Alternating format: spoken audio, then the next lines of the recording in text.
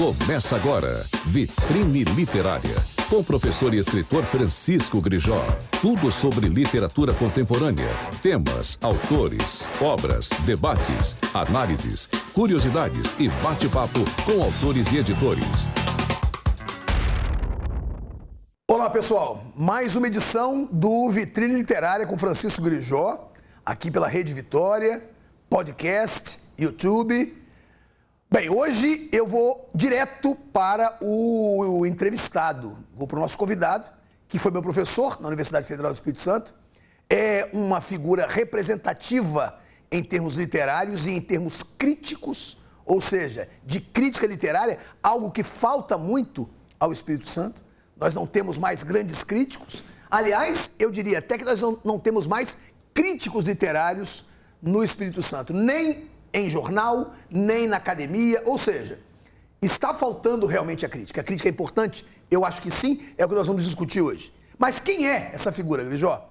Essa figura se chama Francisco Aurélio Ribeiro, que é membro da Academia Espírito Santense de Letras, foi presidente da academia, é professor aposentado da Universidade Federal do Espírito Santo, professor de teoria literária, professor de literatura brasileira, escritor prolífico, cronista, contista. Só não escreveu romance, acho que você nunca escreveu romance, né? Romance não. E o Chico Aurélio também escreveu para crianças. É um autor que tem um lugar consagrado na literatura infantil e na literatura infanto-juvenil.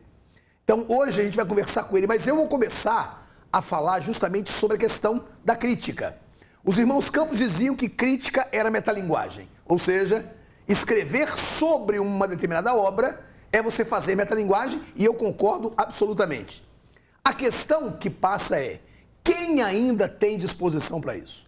Chico Aurélio, nos anos 80, nos anos 1980, Chico Aurélio lançou um livro que causou muito furor dentro da academia e também fora dela, chamado Estudos Literários sobre Literatura Capixaba. Nesse livro, inclusive, eu sou citado e eu gostei muito do que ele falou sobre mim, porque o Chico Aurélio foi de uma honestidade muito grande. Eu tinha lançado apenas um livro e tinha aquela natural arrogância dos escritores iniciantes. E Chico deixou isso claro para mim, nesse livro, dizendo: Grijó tem um grande futuro, se a arrogância da juventude não o atrapalhar. Eu nunca esqueci isso, porque foi muito importante ler isso aí, vindo justamente de uma figura que tinha uma bagagem cultural para poder fazer essa afirmação. Eu estou aqui com o Chico Aurélio. E, Chico, eu vou começar conversando com você justamente, diretamente sobre isso. Você escreveu sobre crítica literária, você fez crítica literária arguta, inteligente, para leitores inteligentes, sobre escritores que você considerava importantes, mas você parou com isso. A questão é, por que você não continua essa ideia? Grijó, há vários fatores. Em primeiro lugar, a crítica, ela exige muito. Ela exige muito conhecimento, porque você tem que conhecer não só a obra do autor, como você tem que conhecer uma teoria pertinente àquela obra. Porque, na verdade, cada obra te induz a uma leitura, a um tipo de leitura. Então, eu, na verdade, eu não parei definitivamente com a crítica, porque eu continuo muito fazendo prefácio de livro que as pessoas me pedem, mas eu só faço isso hoje quando eu tenho interesse em fazer. Porque não dá mais para você fazer um prefácio de um livro ou uma crítica de um livro, de um escritor iniciante, por exemplo, e falar o que eu falei com você hoje, sem que eu não seja colocado de escanteio, ou como é que se diz hoje, quando cancelado. Cancelado. Sem que não seja cancelado. Entendeu? Porque hoje as pessoas só querem ouvir elogios. Essa rede social acabou criando um culto do eu, que é uma coisa terrível. Então, eu acho difícil hoje fazer até crítica literária por isso. Então, o que eu vejo é muito compadrio. É guetos se autoelogiando. E isso não é pertinente a uma crítica, né? Pelo menos a crítica no sentido que eu entendo. A gente estudava muito. Você começava com Aristóteles e tudo para poder analisar um livro. Então, não vejo muito espaço para isso hoje em dia, não. Não parei totalmente, mas não é uma coisa hoje mais que me faz tomar muito meu tempo. Mas aí que vem uma pergunta eu afirmo e considero uma pergunta que vai me satisfazer muito particularmente.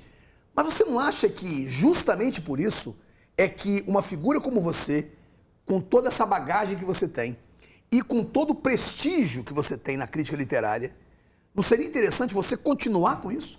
Justamente para combater essa ideia desse compadrio? Pois é, Grijó, mas eu vejo, por exemplo, eu fui um dos fundadores do programa de pós-graduação em letras, em 1994. Vai fazer 30 anos agora que nós criamos o programa de pós-graduação. Eu fui orientando da Regina Zilberman.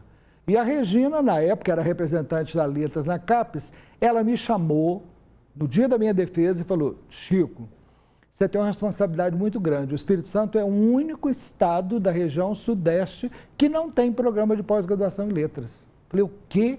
Ela falou, você tem que voltar para lá e criar esse programa. Isso foi em 1990. Nas universidades públicas, né? Públicas. Mas o Espírito Santo só tem universidade pública. Então... Não, mas, né? Ela falou, Sudeste... não tinha, ou seja, o Espírito Santo não tinha programa de pós-graduação em letras. A questão era essa. E aí eu vim empenhado nisso, mas nós tivemos muito problema no departamento, porque o nosso departamento era muito mais dominado pela gramática do que pela literatura. Certo. Entendeu? Havia figuras como o Zé Augusto, Carlos Laé, que eram figuras dominantes, Vera Marina Monjardim, que eram claro. Né, todas ligadas à gramática, ao estudo, né, linguístico da língua. E você sabe muito bem que nós, da área de letra, ou a gente é gramatiqueiro ou é literatureiro. Então, não é, ninguém ou seja, a gente se divide. Bom, o que eu observo agora, desses 30 anos do programa de pós-graduação em letras, é que o programa não formou críticos. Então, eu vejo as dissertações e as teses que são defendidas, só pelo título, eu não tenho vontade nem de ler. Porque a pessoa se aprofunda tanto sobre determinadas coisas que eu confesso que eu vejo muito assim aquilo que Foucault chamava de niilismo de cátedra. Sabe, me parece que é muita teoria sobre nada. Eu me lembro, Sabe? Chico, era tão importante o seu trabalho, que eu me lembro que você foi o primeiro a estudar a minha geração.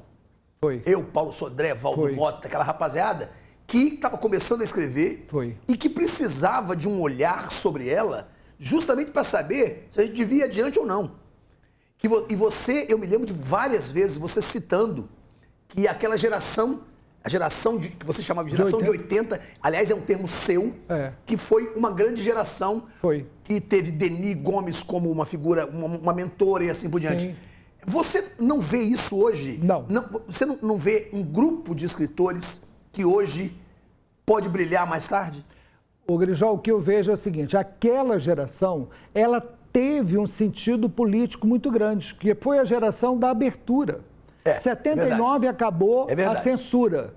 E 80 começou aquele movimento da democracia que eles chamavam de ampla e gradual, né? Lembram? Tinha uns termos assim que os militares usavam. Então, aquela geração, a geração de 80, ela marcou. Para mim, ela foi definitiva aqui no Estado, porque ela foi um marco não só literário, não só de criação literária, mas também um marco político. E teve uma série, vamos dizer assim, de fatores. A própria editora da universidade, o momento de crescimento que a universidade passou naquilo tudo. A partir dos anos 90, a gente entra num processo de crise. Essa crise começa exatamente em 90 com Collor, quer dizer, o auge dessa crise foi com aquela desgraça daquele governo do Collor, né, depois daquela outra desgraça que foi o governo do Sarney. Então, tudo isso influenciou muito, não só a questão cultural, como também a questão política, vamos dizer assim. E aí depois vem a internet. A internet, ao mesmo tempo que ela é uma grande aliada da juventude hoje, por outro lado, ela matou muito a literatura. Ela matou porque hoje as pessoas, elas têm seus blogs, elas têm seus sites, né? E curtem. E aí, aquilo, não existe mais uma geração. Existem guetos, existem grupos. Você não concorda que a internet difunde mais do que o livro? Olha, eu acredito que ela difunde a obvialidade. Ela difunde a superfície. Eu não acredito que a internet contribua para aprofundar nada. Por sinal, o que eu observo é que as pessoas estão lendo muito pouco coisas que realmente deveriam ler. Elas leem muito coisas óbvias e eu acho que perdem muito tempo. Um livro demanda muito tempo. Sim. Eu li essa semana A Guerra Não Tem Rosto de Mulher, daquela bielorrussa que ganhou o Nobel de Literatura em 2015. Eu não lembro o nome, esses nomes russos são complicados. Eu fiquei uma semana lendo o livro, lendo assim, estado de transe, porque o que ela descreve, eu nunca tinha lido na minha vida, a história da guerra contada do ponto de vista da mulher. A mulher na linha de frente. A gente sempre viu a guerra como uma coisa masculina. Então, eu acredito, Grijó, que para você entrar na literatura, você tem que ter tempo. Você tem que se dedicar a ela. E não é isso que eu vejo nos dias atuais. Inclusive, vejo até em relação às crianças. E é isso que desestimula você a fazer crítica? Muito, muito. Desestimula muito. Olha, Grijó, para você ter uma ideia, nós não temos mais livrarias em Vitória que vendem autor capixaba. Não tem. Nós não temos as livrarias, né? Não, praticamente. Vamos dizer, as que sobraram, as que sobraram, as livrarias de shopping, elas não vendem autor capixaba. Então, nós não temos livraria. Os municípios, todos os municípios tinham biblioteca pública, não tem mais. Nem todos, os 78 municípios capixabas tinham, não tem mais. Então, estão fechando livrarias, fechando bibliotecas, as bibliotecas estão vazias. Eu tenho ido à biblioteca pública estadual para pesquisar, é um deserto. Então, a coisa migrou, não é? Migrou da palavra impressa para esse tipo de comunicação hoje, todo mundo grudado no celular o tempo todo, todo mundo repassando, mas é tudo muito na superfície. Chico, olha só, um dia desses nós conversando, eu, você, o Adilson estava também nesse papo, o Álvaro, mesmo que fosse uma conversa virtual, mas nós chegamos a uma discussão que eu falei, eu quero que o Chico vá ao programa, para a gente poder abordar isso, que é o que nós queremos, o que a academia quer, o que a Academia Espírito Santense de Letras faz de positivo para que a gente possa difundir o autor capixaba e fazer o autor capixaba chegar à cabeceira do leitor. Eu acho muito difícil, até pela experiência que eu tive, até por esse contexto que a gente vive. A academia, ela não se moderniza, ela não está ligada a esse mundo que a gente está vivendo hoje e, você sabe, é uma entidade paupérrima e cada vez eu acho mais difícil fazer com que o que a gente faz chegue a esse público de hoje em dia, a esse leitor de hoje em dia. Então, eu confesso para você que eu não sei, eu estou chegando, a velhice eu acho que não cheguei ainda, porque eu estou com 67, eu acho que a velhice começa mesmo com 70. Alguns até conseguem estender mais. Mas eu já estou me preparando para entrar nessa velhice, que é essa parte de desalento. Mas eu já estou bastante desalentado com o que eu vejo, com o mundo que eu vivo. Eu sempre acreditei muito na literatura, no poder transformador do mundo através da leitura, da responsabilidade social que o escritor tem. Tá, eu sou de uma geração que foi criada lendo esses autores, né? Eu sou uma geração do Sartre. Então, é uma geração que falava o tempo todo em engajamento. Mas você faz uma coisa que... desculpe. Não, só para concluir. Então, o que eu vejo hoje é que a academia ela está tão estilhaçada como o mundo que a gente vive. A gente não consegue mais ser um bloco homogêneo, não. A gente precisa ver como é que nós estamos. Né? E outra coisa, uma subjetividade muito grande, sabe? Muito eu, muito narcisismo, não só na academia, mas no mundo que a gente está vivendo. Por sinal, é o próximo tema da minha crônica, eu continuo escrevendo, Sim. crônicas no digital, um próprio tema eu quero falar disso, desse mundo extremamente narcísico que a gente vive. É interessante que você se diz desalentado, você se diz decepcionado, mas você continua produzindo biografias literárias cujo objetivo é justamente informar sobre algumas figuras. Eu queria que você mostrasse aqui, Chico, olha só. Olha, é aquilo que eu tentar só digo. mostrar. Eu ainda não entrei. Essa, por exemplo, essa biografia do Saúde Navarro, eu fiz durante a pandemia. Ninguém sabia mais quem foi Saúde Navarro, o nome de uma rua na Praia do Canto. Eu vou confessar. Confessar. Aqui está a biografia. Eu vou confessar uma coisa. Quando eu fui eleito para a Academia Espírito Santo de Letras, eu fiquei com uma determinada cadeira, como todos ficam. E um dos membros anteriores dessa cadeira era o Saúde Navarro, que eu fui pesquisar e é um pseudônimo. É um pseudônimo. É um pseudônimo. Né?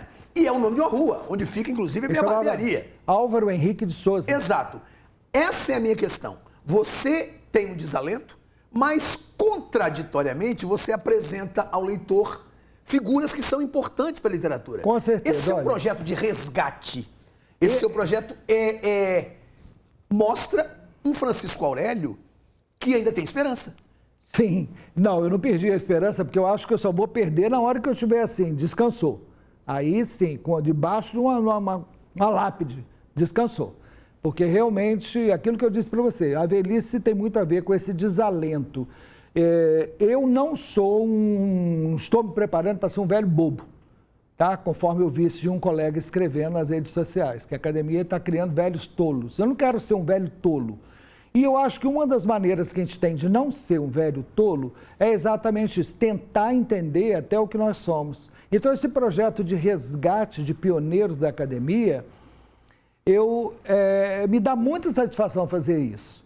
Então, quando eu escrevi sobre o professor Amâncio Pereira, eu descobri que o professor Amâncio Pereira foi o maior escritor da época dele. E era o primeiro escritor negro do Espírito Santo. E ninguém falava disso. Pelo contrário, a própria família que leva o sobrenome dele foi branqueando com o tempo, foi embranquecendo, não é? E, de uma certa maneira, apagando essa negritude do velho Amâncio. Os filhos dele, que é Antônio Benedicto Amâncio Pereira. Antônio Benedicto é neto. É neto dele, que foi meu professor. O Arilus, que é irmão dele. Não. Os dois foram meus professores do curso de Direito. Mas são netos dele. Eram professores do curso de Direito e eram pretos. Eram pretos. Né? Eram pretos. Interessante isso. E nunca tentaram esconder, nunca tentaram se branquear. Né? De uma certa maneira, o professor Amâncio Pereira, ele viveu na mesma época que o Machado de Assis. Eu o comparo ao Machado de Assis capixaba, pela importância. Inclusive, já tem um artigo que fala sobre a questão do humor em Amâncio Pereira, enquanto que o Machado de Assis também chama muito. Eu acho que era a maneira que eles tinham de rir da época deles, de rir da sociedade deles, já que eles não podiam mudar aquele meio em que eles viveram, né? Então, e além do importante papel que ele teve como autor de teatro. E, segundo Oscar Gama, e é verdade, ele é o primeiro escritor brasileiro a fazer uma peça de teatro para criança. 1915. Olha que coisa bacana. Ótimo. Então, essas coisas me dão muito alento. Tá? E por falar em criança, você escreveu muito para crianças.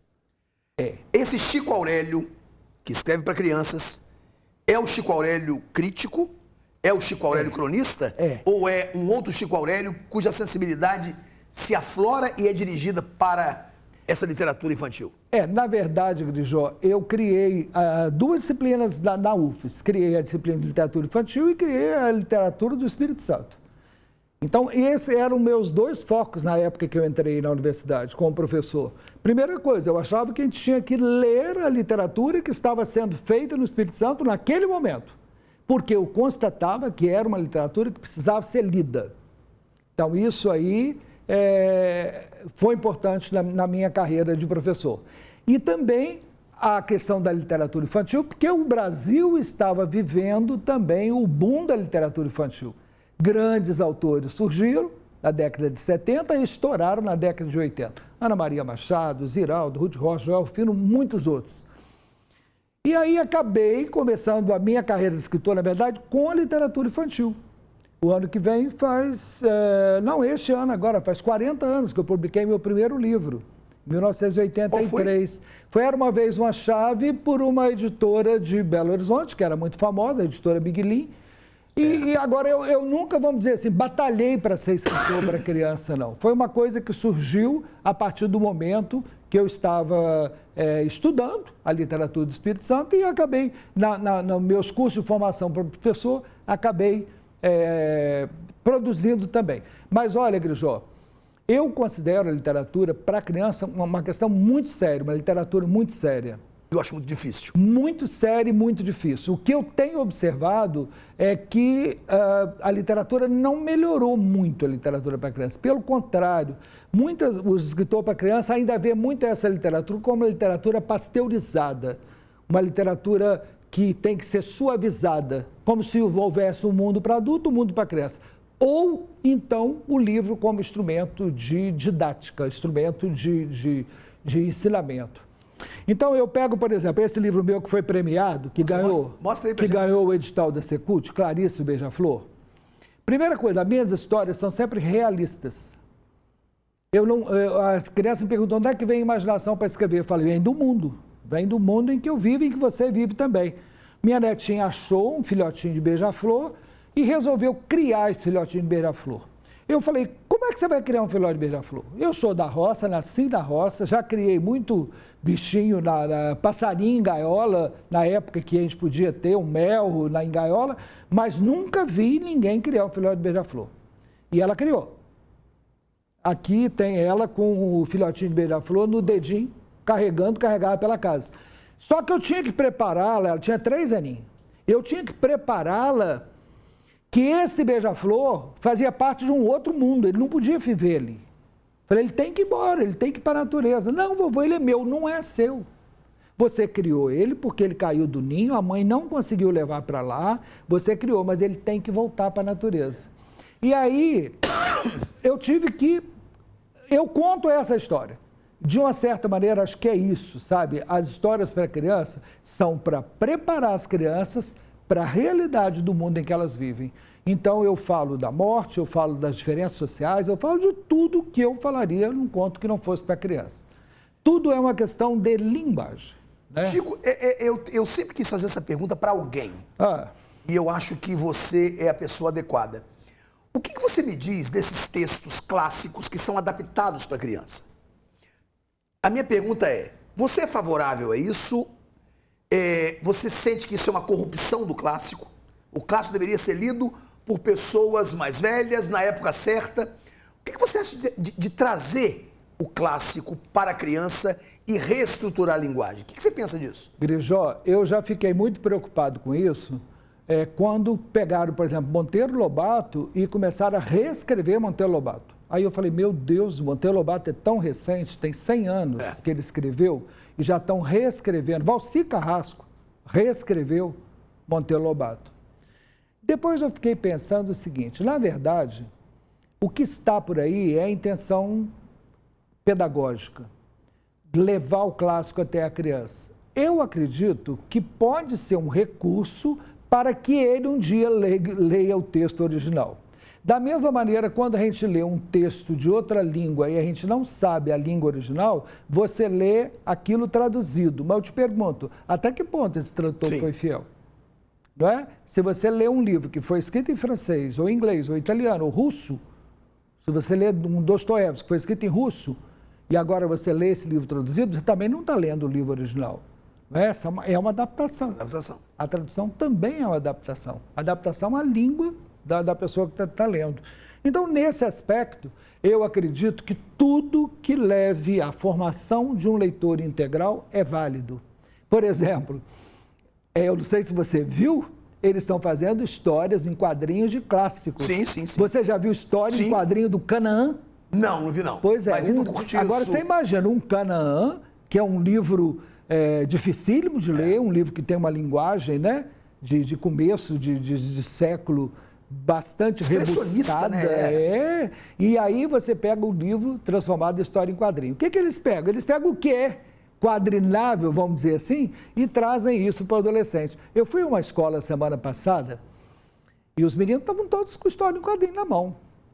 Aí o menino me perguntou, o que você acha da história em quadrinho? Eu falei, olha, para a sua idade, eu também gostava de ler história em quadrinho na sua idade. Só espero que você consiga superar isso. Eu espero que um dia você consiga ler uma história que não seja em quadrinho. Maravilha. Então, eu acho que é por aí, sabe? A gente tem que ver essas tentativas como formas, vamos dizer assim, de se formar esse leitor. Perfeito. Que a gente gostaria tanto que houvesse. Chico, Eu vou agradecer a você pela sua lucidez, cara.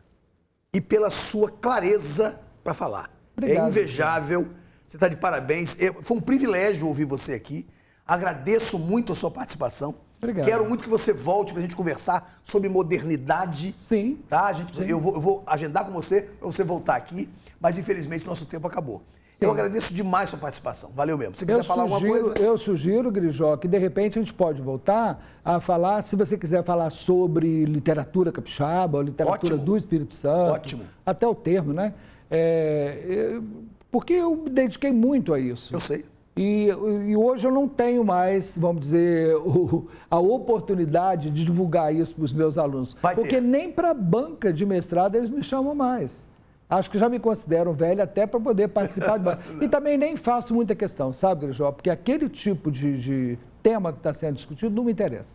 E eu estou numa fase da minha vida que hoje eu escolho o que eu quero ler, o que eu quero criticar, o que eu quero analisar. Ótimo. Obrigado, Chico. Tá?